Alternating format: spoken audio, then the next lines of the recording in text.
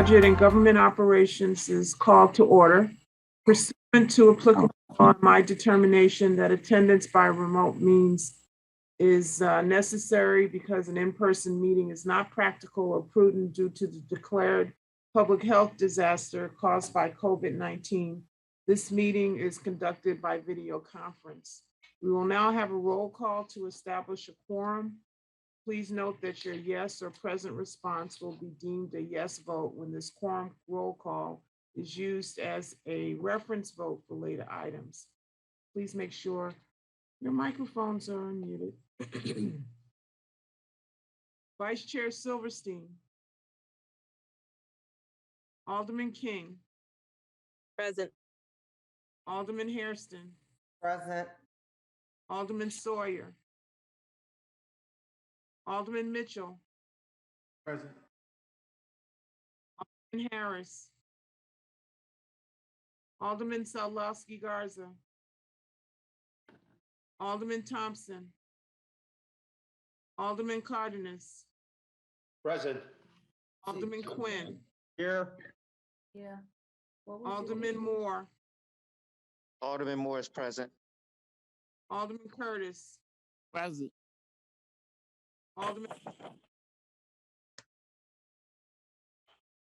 Alderman Brookins. Alderman Rodriguez. Present. Alderman Scott. Alderman Burnett. Alderman Irvin. Alderman Taliaferro. Alderman Taliaferro is present. Alderman Irvin is present. Alderman Irvin is present. Alderman Irvin, gotcha. Alderman Sidlowski Garza. Got you, Alderman Salowski Garza. Thank you. Alderman Raboris. Present. Alderman Wagisback. Present. Alderman Austin. Present. Alderman Ramirez Rosa. Present. Alderman Villegas. Present. Alderman Mitz. Present. Alderman Spizzato. Present. Got Next you, spe- Alderman Mitz. Nick Sposado's here. Alderman Napolitano. Alderman Riley. Alderman Smith. Present, Chair. Alderman Tunney. Present. Alderman Kappelman. Present. Alderman Osterman. Present. Chairman Dowell's here. Alderman Riley's here. Alderman Riley's here. Alderman Harris is here. Alderman Harris is here. We have 25 members. We have a quorum. Alderman Tabarez is here, Madam Chair. Alderman Tabarez, we have you. We have 26 members present. We have a quorum. At this time, we have no public speakers that have signed up for public comment today. So this concludes the public comment period. We will begin with the approval of the January 2022 monthly Rule 45 report. That report was sent to everyone electronically. If there are no questions, can I get a motion? So move, Madam Chairman, if there's no objection.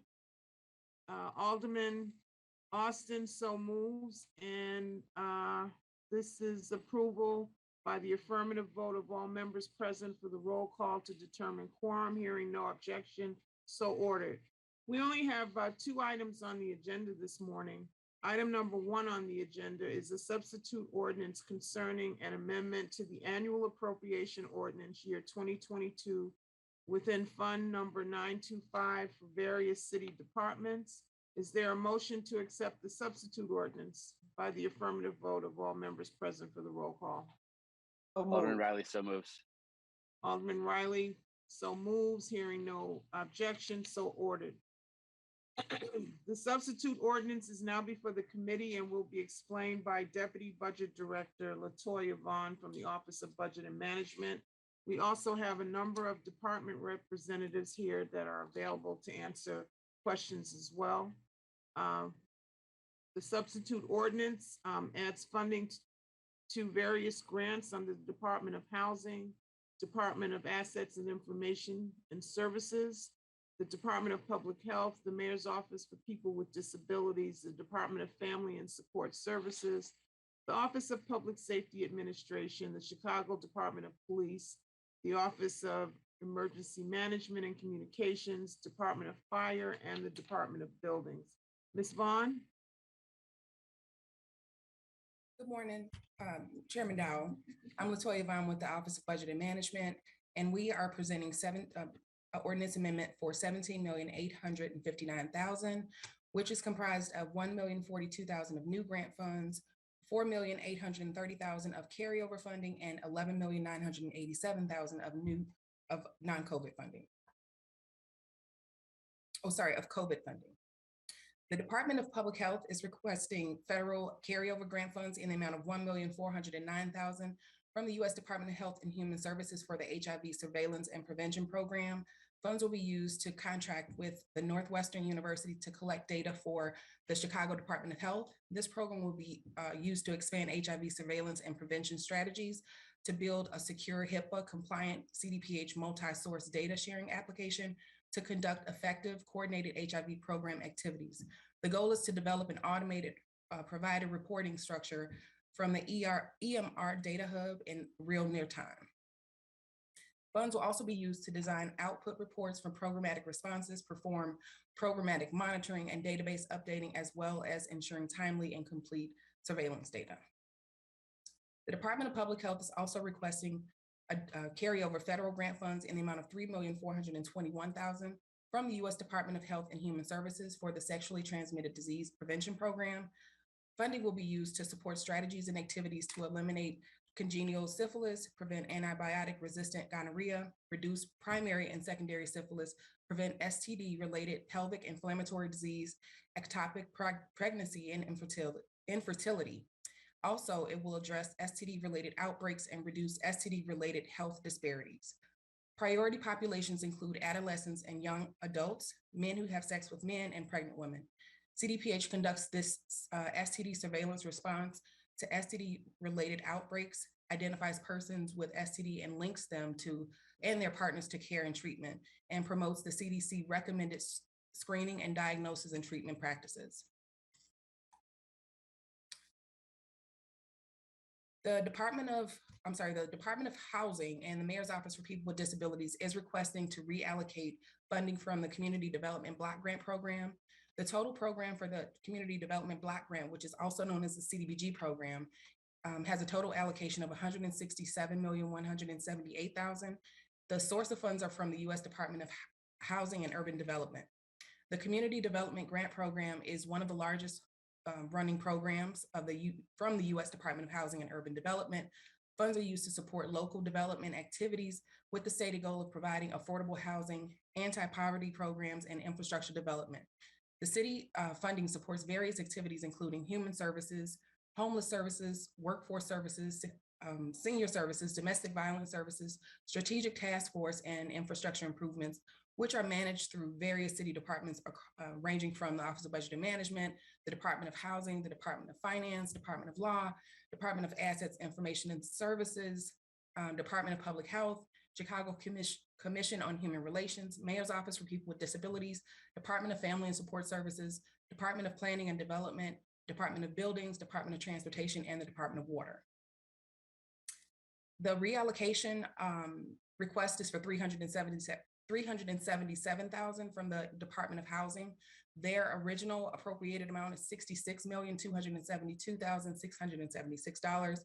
They are revising their appropriation to $65,895,676, which is a decrease of $377,000.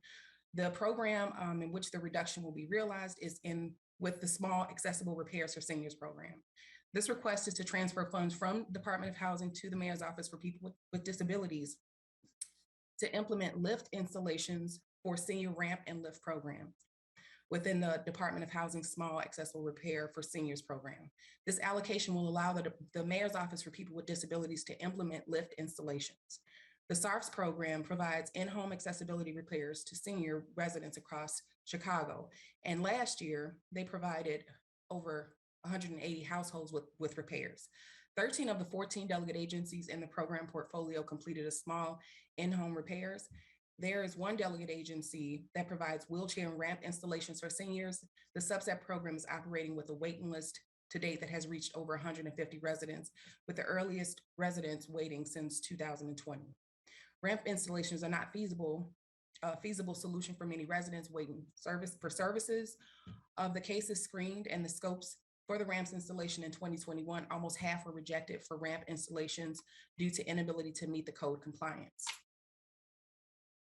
The Mayor's Office for People with Disabilities has an allocation of $4,389,796. They are requesting to revise their appropriation to $4,766,796, which is an increase of $377,000.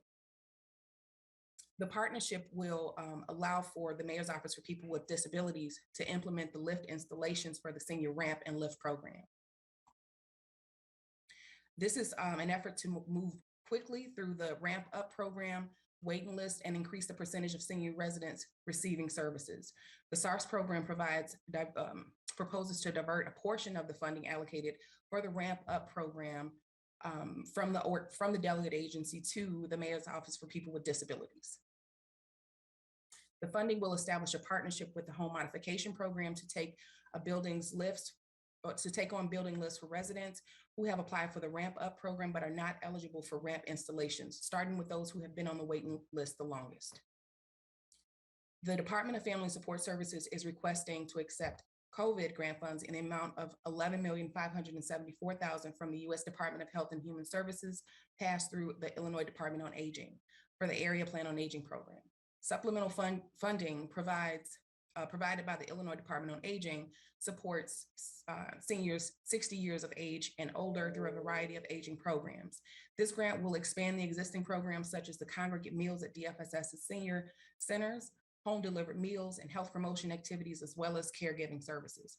Additionally, it will be implemented through new programming such as improving the housing stability of older adults through financial assistance and assessment resources to help primary caregivers support their loved ones. The Department of Family Support Services is requesting new federal COVID grant funds in the amount of $413,000 from the U.S. Department of Health and Human Services through the Illinois Department on Aging for the expanding access to COVID-19 vaccines. Funds will be used to expand access to COVID-19 vaccines through multiple outreach methods, such as DFSS's Information and Assistance Hotline, DFSS's Senior Center, and outreach to senior living residents and high-rise buildings. Additionally, these funds will help cover the cost of seniors traveling to vaccination sites. The Department of Family and Support Services is requesting additional federal pass-through grant funds in the amount of $37,000 from the U.S. Department of Health and Human Services through the Illinois Department on Aging for the Medicare Improvement for Patients and Providers Act program. Funding contributes to staff salaries that provides direct services specifically to information and assistance service staff.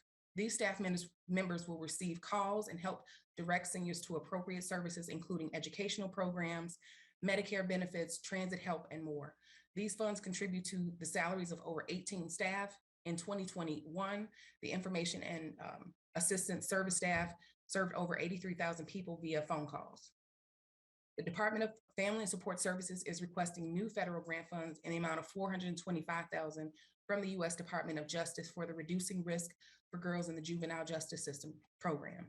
Funds will provide support for 100 girls ages 14 to 17 involved in the juvenile justice system by reducing risk factors and placing them on the path towards success and stability within society. Girls will receive 1 hour per week of facilitated group engagement sessions for 6 months and 6 months of post-program follow-up.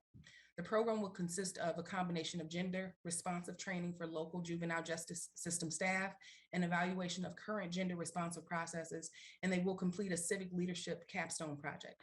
Girls engaged with the program will be linked to additional services to improve their success and stability, improving the behavioral health, workforce, and other support services.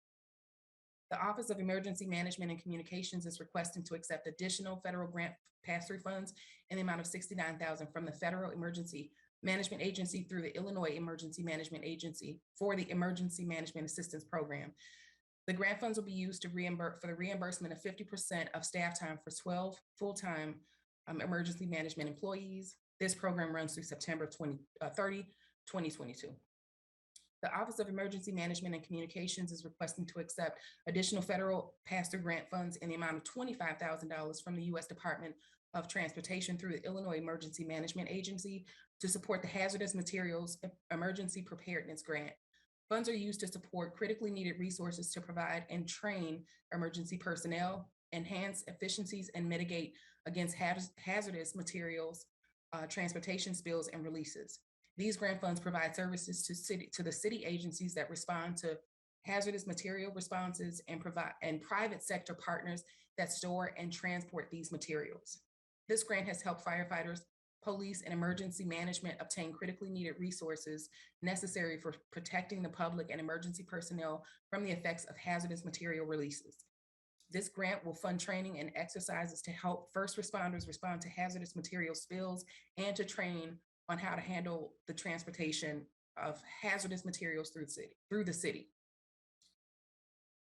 The various public safety departments through the Office of Public Safety Administration is requesting to reallocate funding under the Urban Areas Security Act program.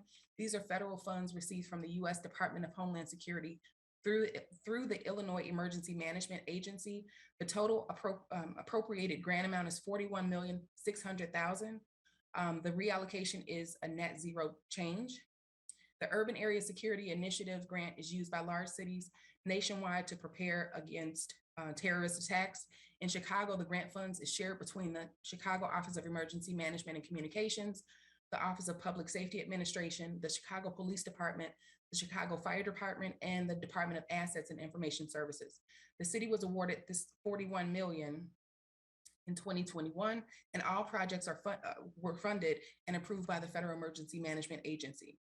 The City of Chicago received this terrorism preparedness funding since 2003, and the money is used to for creating preparedness plans, purchase and maintenance of equipment, training, exercises, and personnel.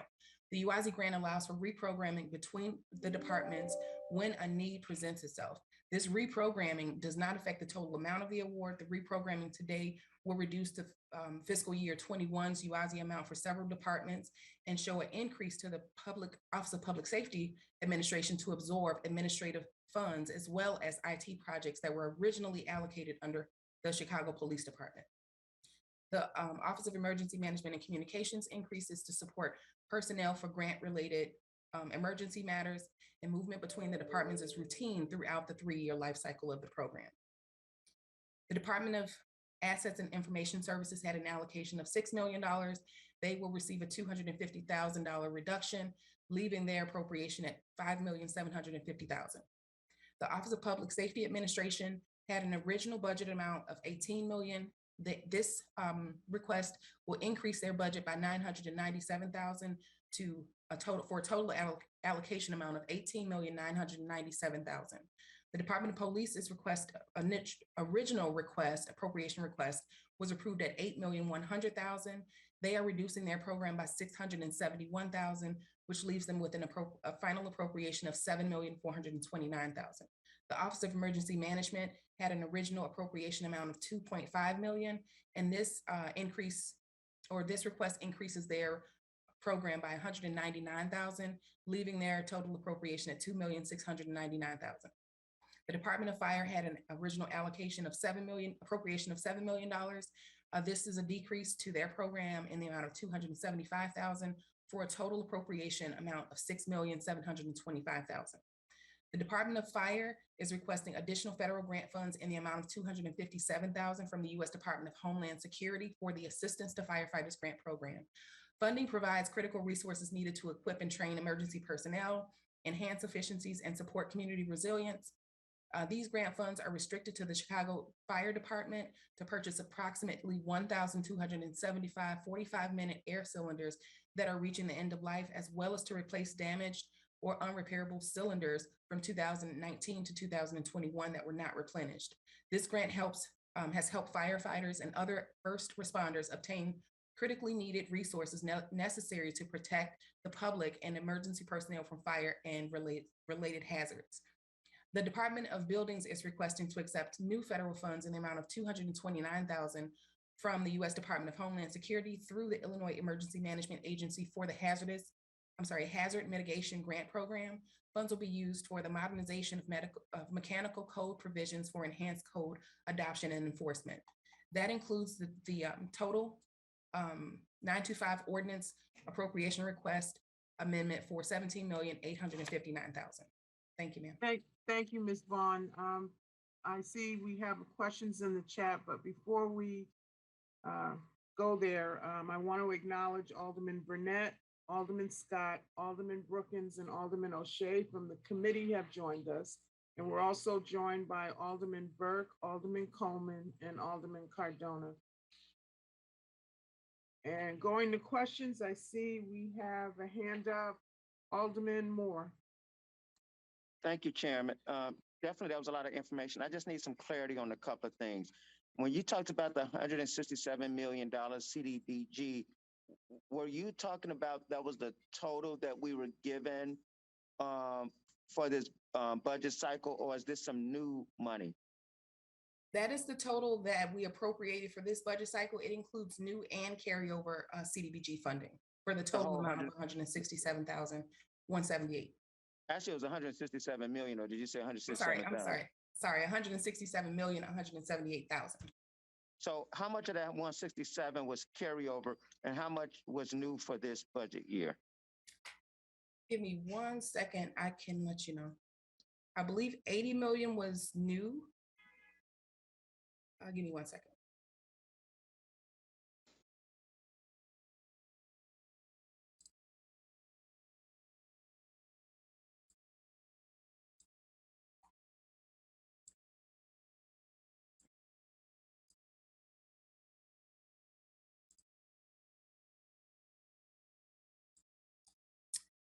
All right.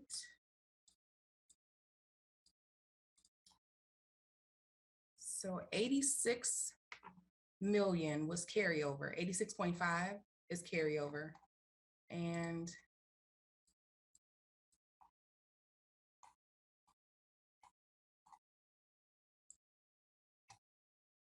the difference is new. I can calculate the difference. Don't worry about it. If you say the other one is carryover, I can calculate that easily.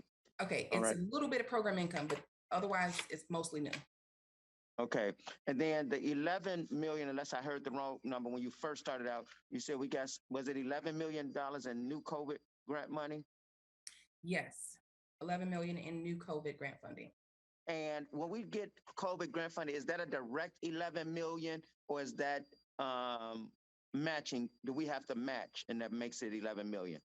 These are direct funds from the federal government passed through. So we don't have to contribute any kind or cash. Okay, and then in all our documents, this 11 million in COVID, you've went over a lot. The breakdown of that 11 million is, we have that, correct? Of where you're trying to allocate that 11 million, correct?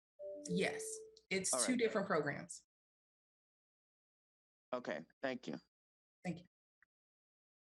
Latoya, just to be clear, because the paperwork says the 11 million is new non-COVID funds. My apology. For clarification, it should say new COVID funding. Thank you.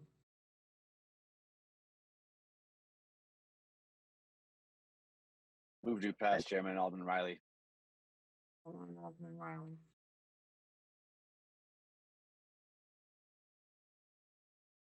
Okay, so Alderman Riley is making a motion to recommend approval of item number 1 by the affirmative vote of all members present for the roll call to determine quorum.